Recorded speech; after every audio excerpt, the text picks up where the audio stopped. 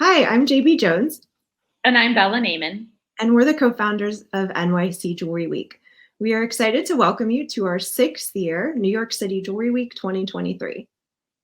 Welcome to our virtual talks program. On our YouTube channel, you'll get to enjoy incredible content that we've put together for you with the theme of iconography, looking at the past, present, and future of jewelry. You can see the full schedule on our website at nycjewelryweek.com, and we invite you to explore all the programs there. Thanks for coming. Thank you.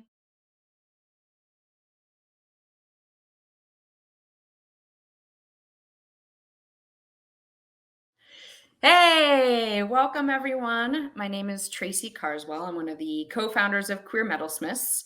And Queer Metalsmiths is a community space where we honor, center, and uplift 2S LGBTQIA+ jewelers, metalsmiths. We are a safe space for queer artists to connect and support each other through visibility in the metalsmithing field. And we're building a culture where all queer metalsmiths experiences are seen, heard, and supported. Hello, my name is SULO B. I am also a co-founder of Queer Metalsmiths, and we're super excited to welcome queerphoria back to NYC Jewelry Week this year. And we were working on this exhibition that explores the transformative power of adornment as walking, wearable, safe spaces. And so we called that show Queerphoria, Adorned Serenity. And we had two incredible jurors this year, Danica and Sol. And through this exhibition, we focused on asking artists a series of questions, collecting responses, pairing it with their work, and housing it on a digital platform to increase visibility and also accessibility. We invite you to learn more about the project by looking at our website, which we will link in the chat below. Thanks, Sulu. Before we get started, I just want to respectfully acknowledge that I'm on the ancestral lands of the Aniketawagi, most commonly known as Cherokee, and they're the original inhabitants of Asheville, and I recognize them as the native people and original stewards of this land. I'm a white, short-haired person wearing a black shirt, a little pink in there, and my background is white and blurred.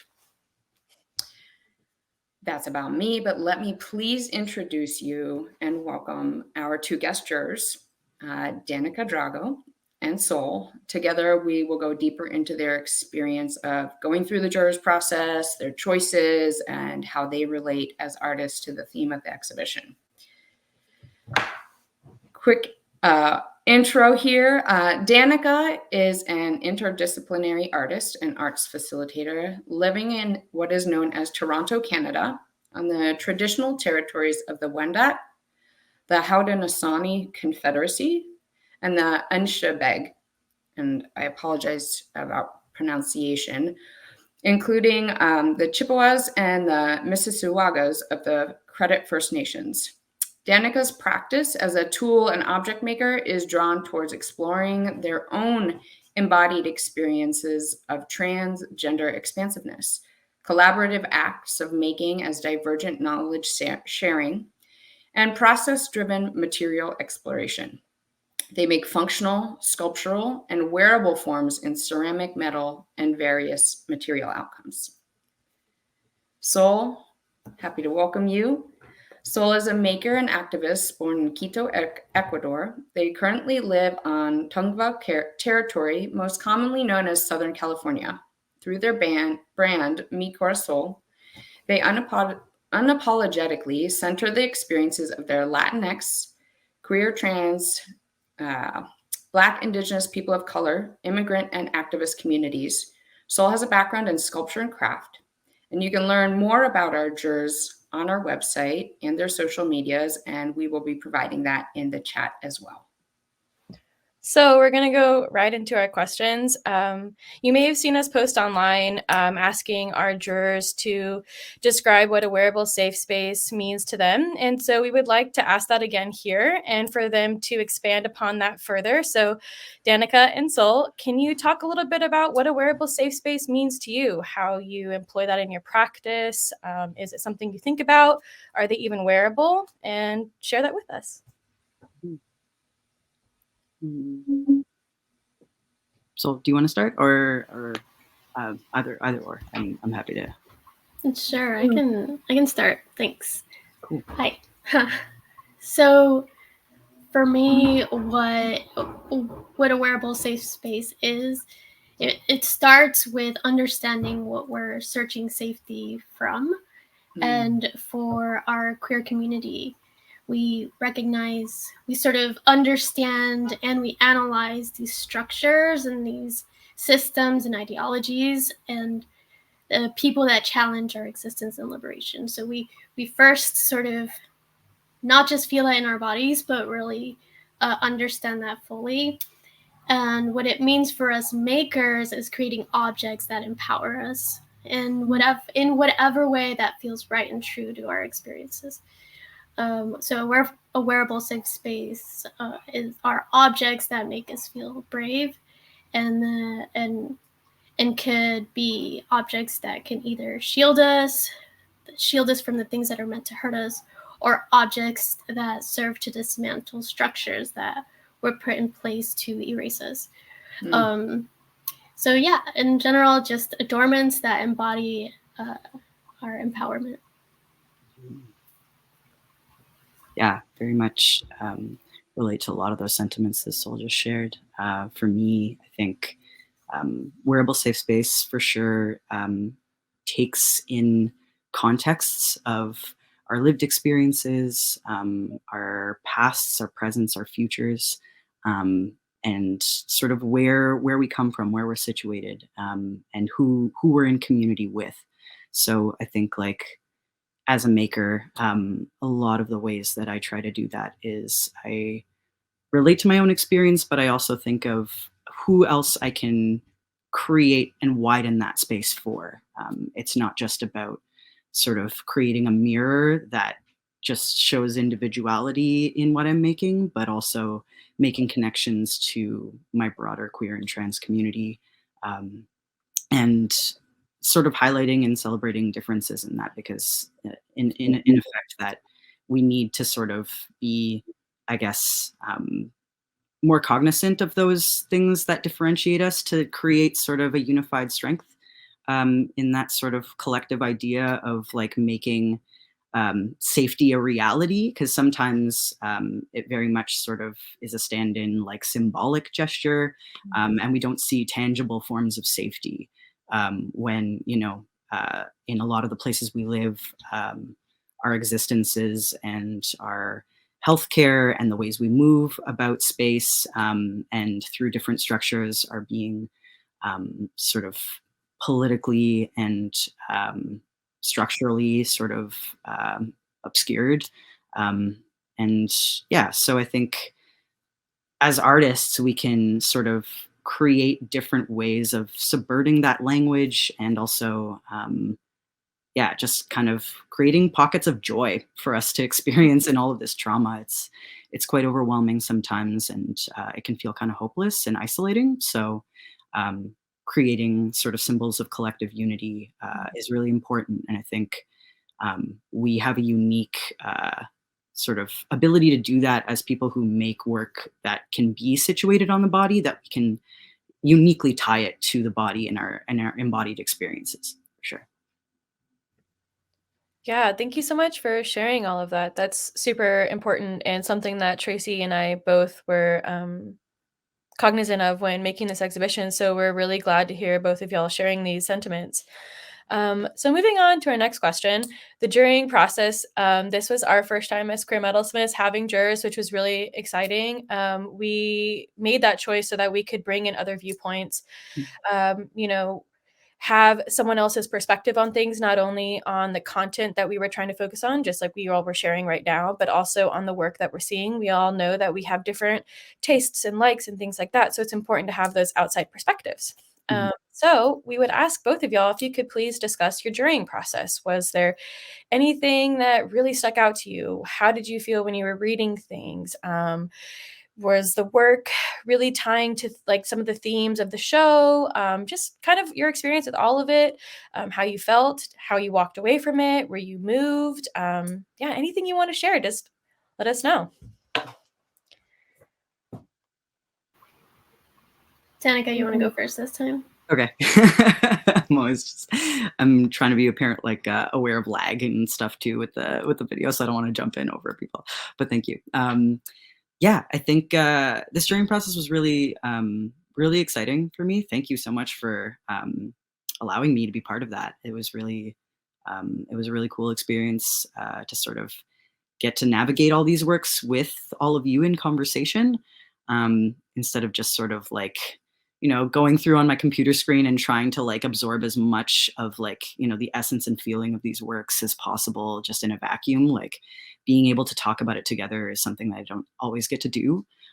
So that was a really cool way to sort of approach this. And yeah, I was sort of I was thinking about how I would have approached these questions and this call for entry. And yeah, I think like wearable safe space is something that I don't necessarily know if it tangibly exists all the time. You know, it's like it's something that is a transient sort of idea that can sort of have grounding in our bodies and in our physical spaces and in our communities.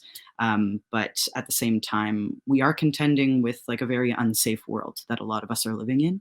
And I was very curious how other people would feel about that, like if they would sort of feel charged or moved or seen by this theme, and sort of what sort of outcomes and sort of creative expressions they would interpret the theme with. And I expected very, very different responses, which we definitely got. I'm super, super proud of all of the artists that we selected in this show. I think together their work creates a really cool discussion about how to like really expand this idea of what a safe space is, and if it can be wearable, if it is like possible to make something like that wearable, and why it's important to create wearable safe spaces, and what that can look like.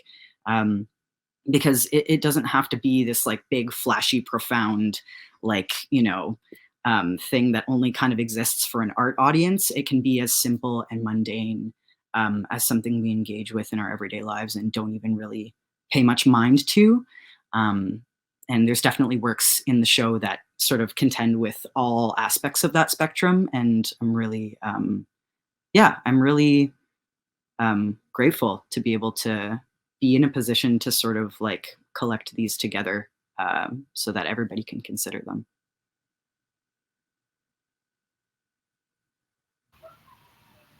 Thanks for that. Yeah, when I was asked to be a juror, I felt very honored. I've never done anything like this before. I've never been a jury.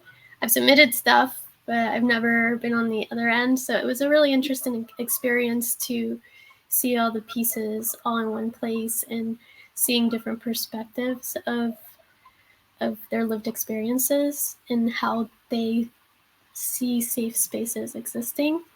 I took a lot of time with each artist, looking at not just the information that they gave us, but giving their pieces and their craftsmanship more context by looking at their website and their social media, and just kind of immersing myself in a lot of their context in the best way that I could.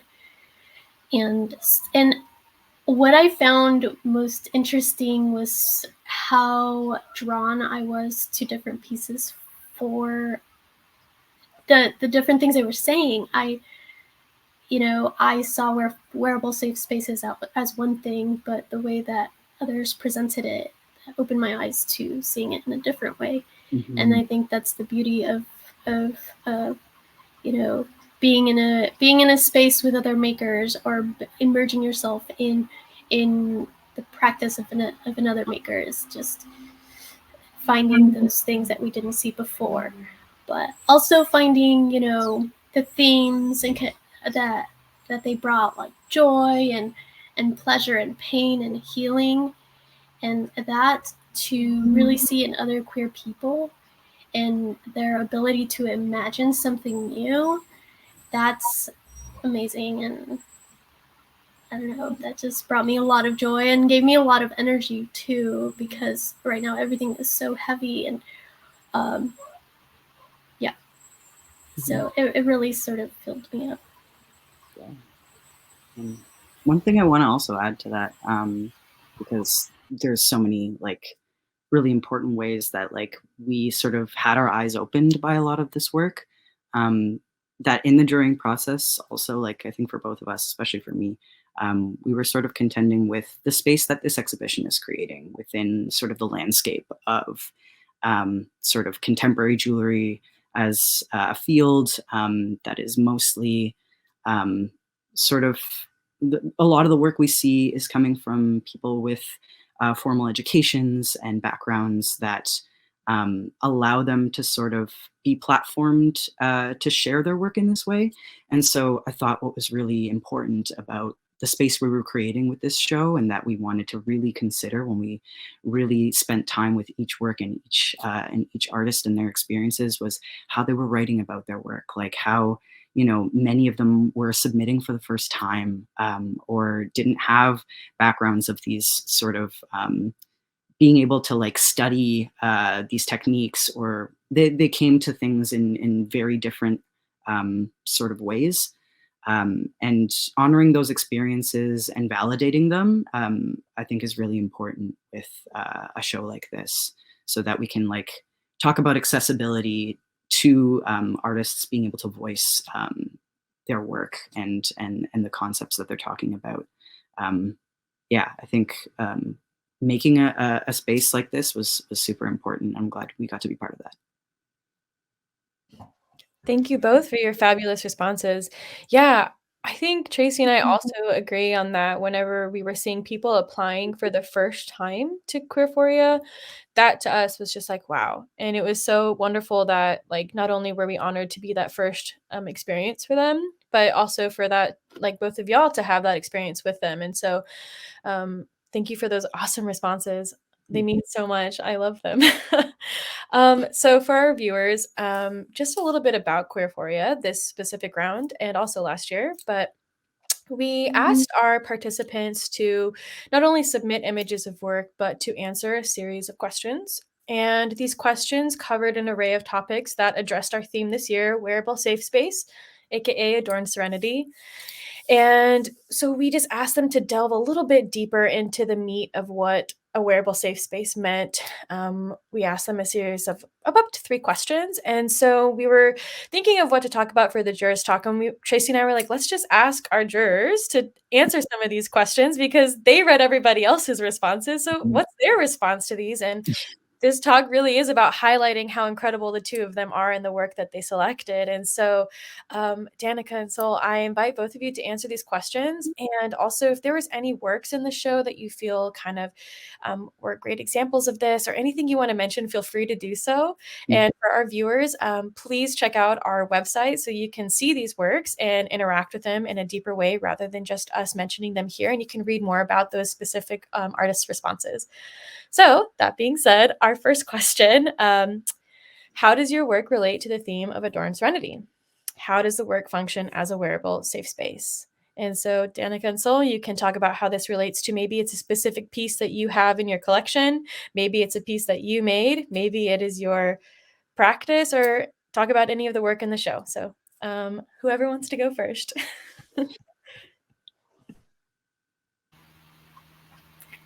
I'll go first this time. Okay. Yeah, I'm really into the idea that, you know, jewelry is a symbol of our identities, right? Or we can use that as a symbol of our identities. So for me in my practice as a queer person, as an undocumented femme person of color that exists in this political climate in the US, the pieces I make source from my experiences and also those of my community. So I make wearable objects that are used for visibility, so we could find empowerment through that visibility and create spaces. Even if they're not mentioned, we see each other. So I love, for example, the artist, some of the artists that embrace this theme or this sort of same sentiment as me are Naomi Johnson with the piece Black as in Queer as in Black, which really talks about wearable objects that become a way to find each other and link, each other, and creating sort of power within that. And another piece would be Omar Monroy, Mexico Lindo, which are these like large pieces that are bold and loud, and they're meant to represent our cultural heritage. So we see these pieces and we see ourselves, and not just as queer people, but we see a representation of our cultural ties, and we see ourselves when we see that, we find ourselves in spaces. So another thing I want to mention is that, a theme that came up over and over through these submissions was the intersection of jewelry and the language around identity politics. But what stands out to me the most, and what makes, what I want my work to bring to, is beyond visibility and in identity, is the visibility of what we want our liberation to look like. So one strong example of this is Asita Murashki's work, Free at Last, that represents this collective dream of freedom and justice. So we as queer people, we experience injustices, we embody and want to change those things, but what is beyond our queerness and meets the other intersections of our identities in our community. Mm-hmm. Yeah, thank you so much, Sol.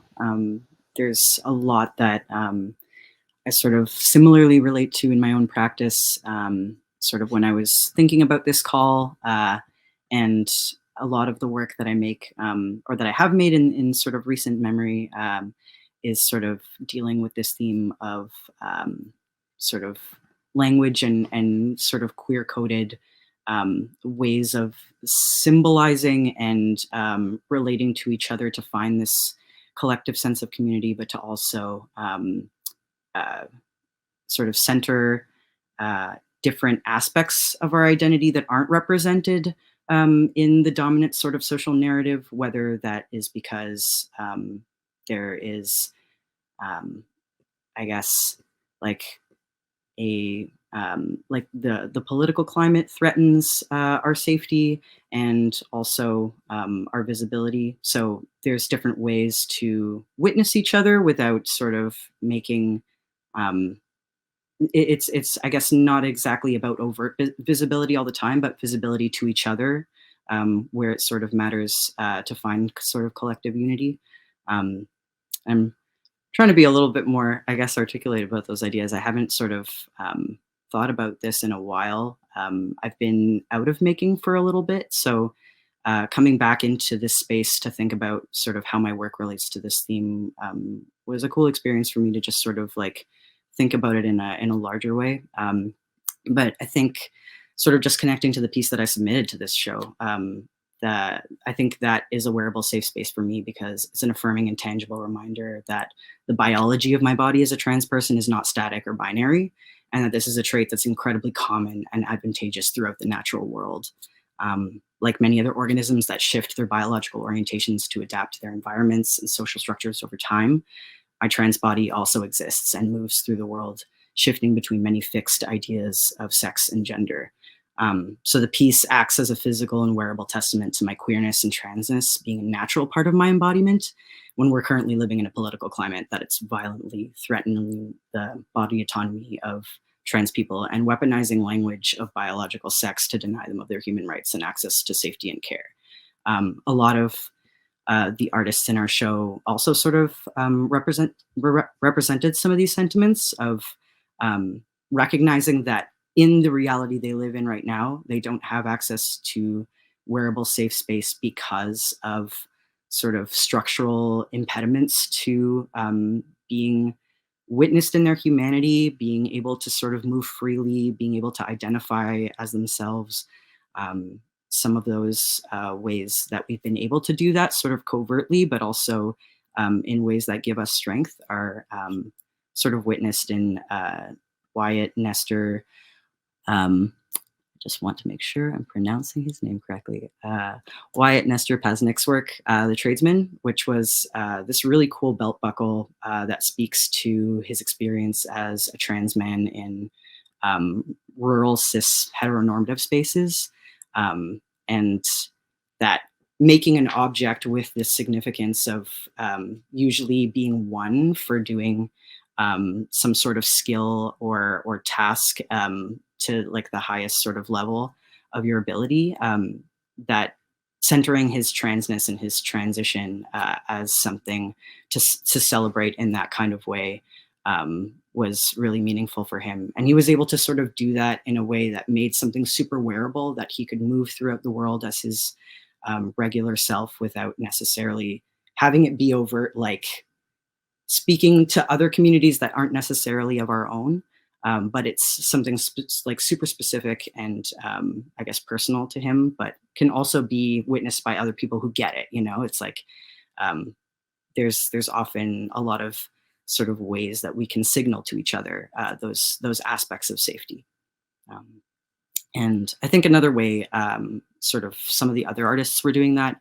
Naomi Johnson, for sure, was another work that I really resonated with in that kind of way, where they're using West African Adinkra symbols that are sort of found in textiles as a motif in their work to talk about finding collective safety in the community of queer Black folks, and specifically making work to center Black queer folks, which I thought was super important. It's like not all of our queer experiences are the same.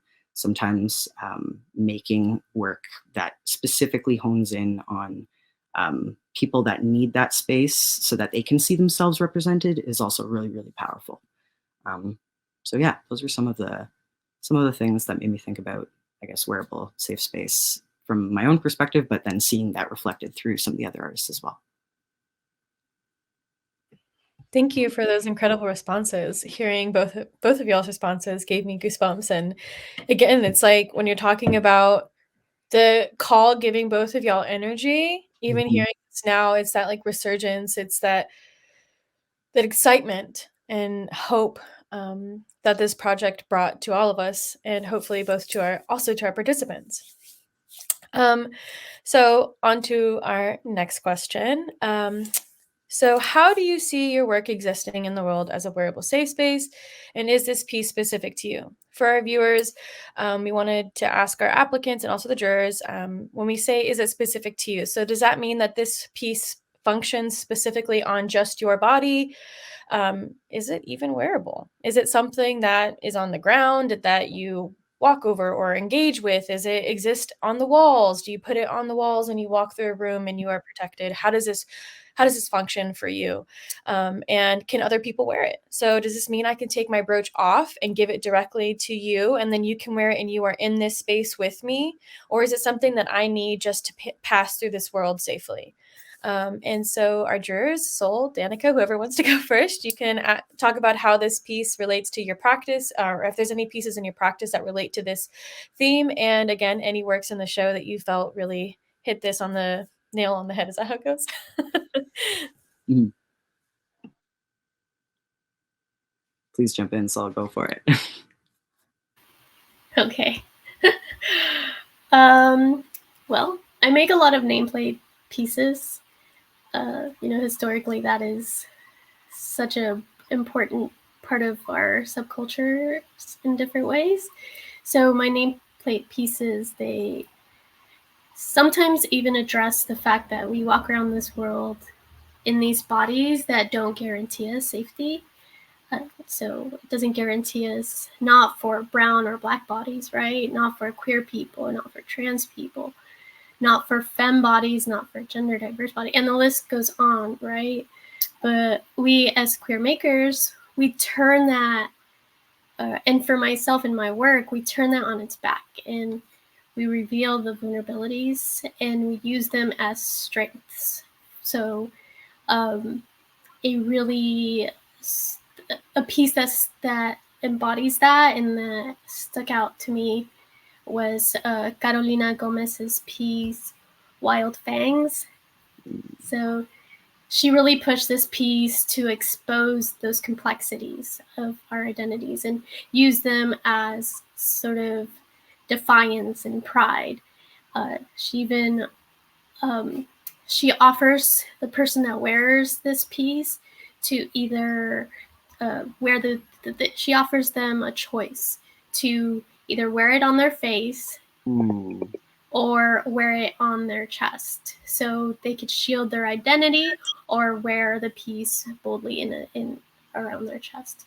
So I think that ability to make a choice to either be vulnerable or to feel empowered in another way is really what I want to make available to my community through my pieces.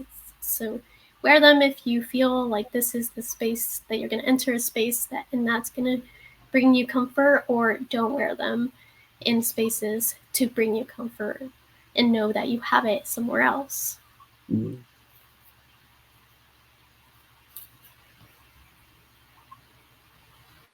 Yeah, thank you so much. I mean, so many of us can sort of relate to that, of contending with how to be visible and when to be visible, what that can serve, whether that's, compromising our safety for sort of I guess, the needs of the moment, for others sort of, I guess, aims to find sort of strength in collective resistance, or to sort of preserve our energy and to also protect ourselves in other ways. And I think in the way that I sort of like thought about whether or not my work kind of does that, if it's just personal to me, or if it's or if it goes beyond me. I think in a lot of ways, I made this work thinking about trans people beyond my own experience, and people who sort of occupy different identities, whether that's variances in sexuality and gender as well. And I tried to make that work reflect sort of ways in which they don't necessarily have to, they can be sort of worn in any context, while still sort of making you feel grounded, either in your body or also just in the space moving about, knowing that it's something that makes sense to you but doesn't necessarily have to be overt. So I think this piece for me, in terms of like, is it relatable as a safe space for others, was super important. I think it was. So the work that I made is part of a larger series of work called Porous Binaries, and I think I want to talk a little bit about it, just to sort of make it make sense for people who don't really know what that work is about. But this piece is sort of like a wearable affirmation for any trans, intersex, gender variant person, gender nonconforming person, to feel validated in their body down to the cellular level. So beyond sort of our outward expressions of what those identities are, there's so much, I guess, legislative violence being waged against us, telling us that we're like biologically unnatural, that we're challenging the very fabric of society in various different ways by just existing, which is wild. So I think this piece is about challenging and reconstructing the language and ideas that we use to talk about gender, sexuality, and human biology, while recognizing that many of these words and ideas have been socially and politically shaped by centuries of colonialism, scientific and medical racism, and white supremacy. So those are the things that shape our ideas, shape our sort of ways of making meaning in the world and relating to each other. So it's about sort of moving beyond what we see and like how we perceive each other, but like reshaping the way that people can exist in the world authentically and naturally. So the brooch shown here from that series is sculpted from porous pieces of sponge. And then I soak them in colored clay and then fire them. So the sponge burns away, but leaves remnants of those sort of porous textures. And I fuse those components together with colored ceramic glaze. And I don't have any plan when I make these works. I sort of make all these components separately, and then I bring them back into my perspective to sort of piece them together to see sort of what speaks to each other, what goes together in the moment. Um, and these forms and textures sort of reference the cellular structures of human sex chromosomes and chains of DNA. But all of these are sort of sculpted and reconfigured into unusual shapes and pairs to suggest that queer people are creating a new way of sort of existing in the world through the language we use to talk about each other, through the ways we can express physically and emotionally through our relationships, through the art that we make, through other ways of sort of connecting broadly to our communities. All of those things are connected. So I think finding ways to talk about that sense of fluidity instead of being tied to static ideas of identity or culture or society, those are ways that I try to embody through my work. And using material to talk about that is often the way I do that. I have a background in ceramics and metalsmithing. Formerly, I was trained as a metalsmith, and then I spent all of my time sort of working with ceramics in different ceramic studios. So that really materially comes through my work a lot. But I think a really successful way that other artists in the show have been sort of using materials to subvert meanings and symbols and sort of giving them new contexts was Patrick Moskwa in To Protect His Precious Goods. This piece was really cool. It sort of used latex to simulate the form and structure of a protective jockstrap cup. But when you use that to sort of create a reference of that object and create a new object with this material, it completely loses its protective quality and even its wearability to sort of to be real about it. Like, so I think what was interesting about what he was saying with that piece is, we have this idea of safe space that we've sort of socially created and adopted in recent years because of a lack of that. But does that thing even exist and function the way we intended it to? Like, has that meaning changed over time? How do different people use it or are not sort of witnessed by that idea? So it's a cool sort of way to use material to talk about those themes. But yeah, I think there's a lot of artists in our show that are sort of using material in interesting ways to sort of subvert those subjects. Yes, I remember that piece when we were talking about it. I think for the viewers, so they can know just about when we met, we had this like incredible conversation, and so almost every single piece I think that we were reviewing, we talked at least 15 to almost 20 minutes about every piece. So long. And I thought that was so incredible, and I know Tracey agrees too, like, that we were just able to sit and talk about these works, and we just went from topic to topic to topic, and I remember Patrick's piece, and we were just all blown away by it. We were like, "Wow, this is such an incredible work," and we love exactly the things that you're bringing up about that work, and so, thank you for those wonderful responses. So we're going to go ahead and move on to a very exciting part of the show. This is the first time that we've ever done this.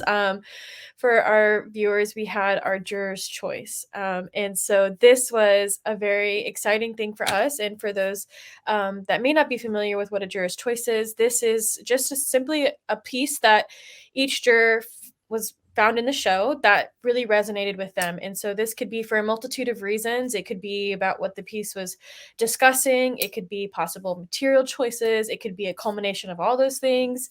And so after we reviewed all the works, we let Sol and Danica review them again and choose a single piece for each one for their juror's choice. And so we're going to let the two of them announce which ones that they selected, and they can talk about those pieces, why they selected them, how they related to the theme of the show, and just what made that their juror's choice. So whoever would like to go first, go ahead and go first.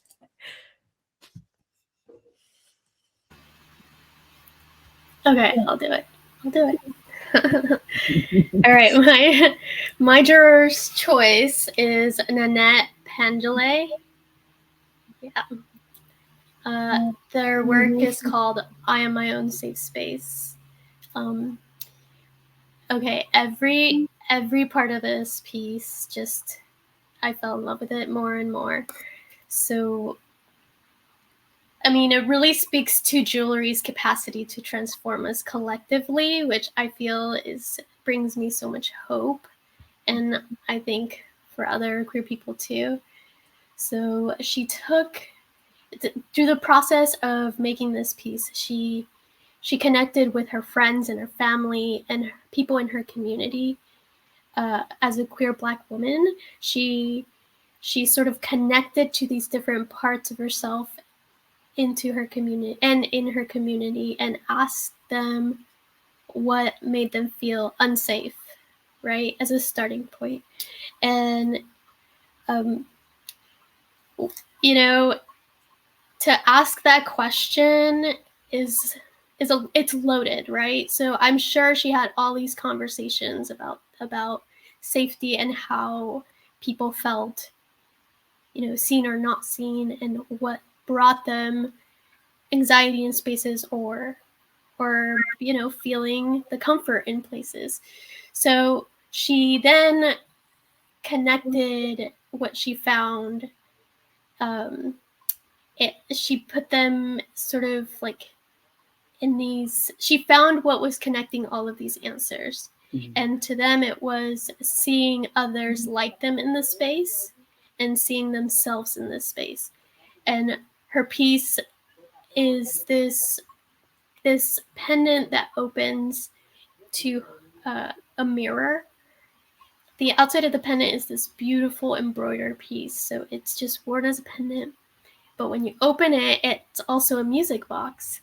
And the music box, you could change the song to whatever the wearer feels is more appropriate for them to feel, to be transported into their safe space. And so, it's beautiful to see what she chose. So the song that she chose was Janelle Monáe's I Only Have Eyes 42, which samples a Jamaican artist, Derek Harriott. And so that was significant for Pendlay because as a queer Jamaican woman, she found that intersection of the song to be fitting for her. And while the song plays, it's sort of, she transports into this joyful little island where she's surrounded by Black and brown queer folks, and just the people in this island just want to dance and exist as they are. I want to be there. I want to go there. I want to dance there. I do want to read this little bit that she wrote in her submission.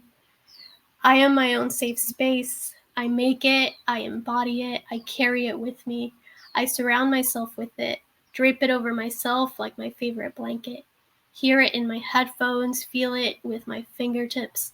My safe space is tactile. It lives in my senses, in how I experience the world. That was so beautiful to me, especially when, yeah. So this piece resonated with me the most because of the way she came to her answer, or came to the prompt by engaging with her community and sort of understanding collective fears and individual fears. And I think if we all did that, we would be making better decisions with spaces we create. Her piece is a beautiful example of what happens when there's an intersection of creativity and responsibility for our community. And something beautiful happens when those two things meet in our work. Our pieces no longer become about ourselves, they become a voice for a collective safe, for our collective safety, and also for our collective liberation. So that was my choice. I was honored to have read through it, to see it, to experience it, and I really want more people to go do that. Thank you, Sol, for that. That was really incredible. Danica, your choice now. Thank you. There were so many works that I sort of contended with to honor in this way. There were many, many moving pieces that like sort of really reached me on different levels. But the juror's choice that I have chosen is Simante Cruz. Their piece, Eternal Safe Space, Transcestors Funerary Mask, is a 3-piece funerary mask made in 22 karat yellow gold. It's a diadem, an eye cover, and a mouth cover. And this work and the words that Simante wrote about it were just incredibly heartbreaking and beautiful simultaneously. They just encompassed so many thoughtful considerations about what we were asking them to sort of envision in a wearable safe space. And they also challenged us on that because in their lived reality as a disabled, mixed race, mixed gender Filipinx person, they're a multimedia artist, educator, and community organizer. They live with chronic pain and had a serious spinal injury in 2010 that sort of informed a lot of how they approach accommodating opportunities for creative expression in their work. And I looked through some of their work that they didn't submit to this show, and they make a lot of sort of very functional, wearable commercial work. And this piece is very conceptual.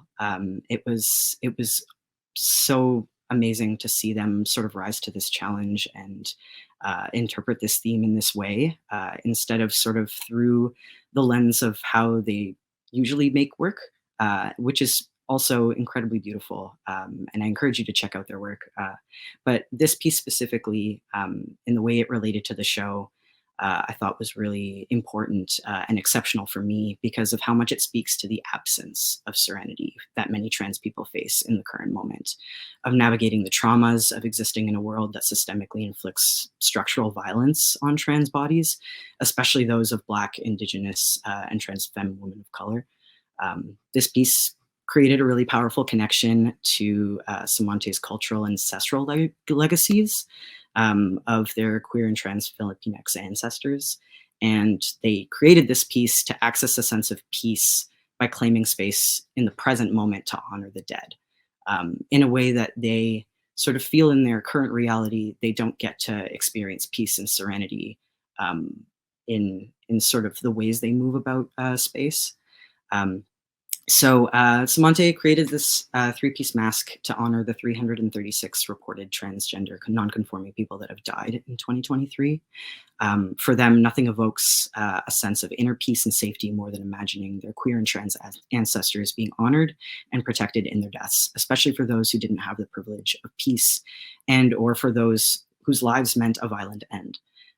It was their hope that this gift from their ancestors would help them cultivate a peaceful resting place for those who are most vulnerable in our community and transforming the trauma that our bodies carry into an eternal embodied safe space. So when I asked people in my original prompt to consider what a safe space meant to them, one of the things that I articulated was, how do we find connection within and beyond your body?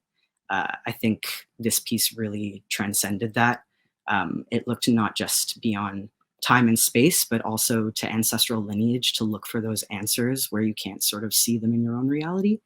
And yeah, I found it just an incredibly challenging work, but a very, very necessary one to highlight. And I really, really commend Simante and thank them for submitting to our show. I think this was a really, really powerful piece to include.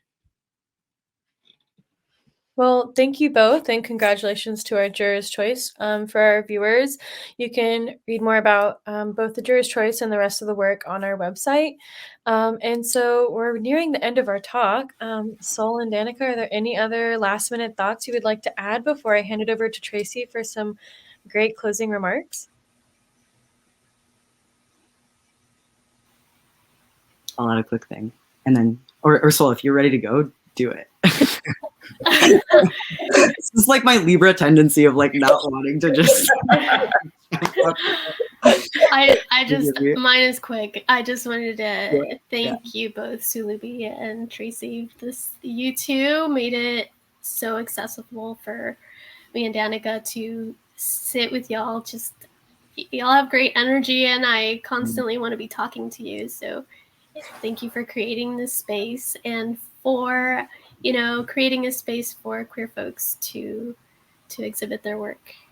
Yeah, I can't agree more. This was an incredible opportunity. Thank all three of you, SULO and Tracey, for bringing us all together into this collective process, and also Sol was an amazing co-juror to do this work with.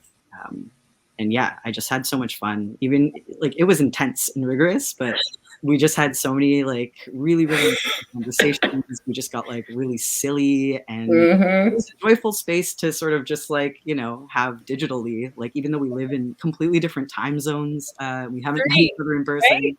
Yeah. It felt very, very special to sort of connect and get to know each of you in this way through such amazing work. I wish we had more time. There's so many I wanted to talk about that I just like totally balled up and nerves got the better of me, and I just like completely forgot to sort of work into for sake of time. But I encourage everybody who's listening and will listen to this after when it's recorded to go check out the show, read through all of these works. Some of them are not sort of taken at face value. You really, really should spend time with the words that the artists are sharing about their pieces. And I encourage you to go beyond and look at the work that they're making, support them, and share their work. They're doing incredible things to highlight our experiences, and the fluidity and diversity of those experiences are super, super important.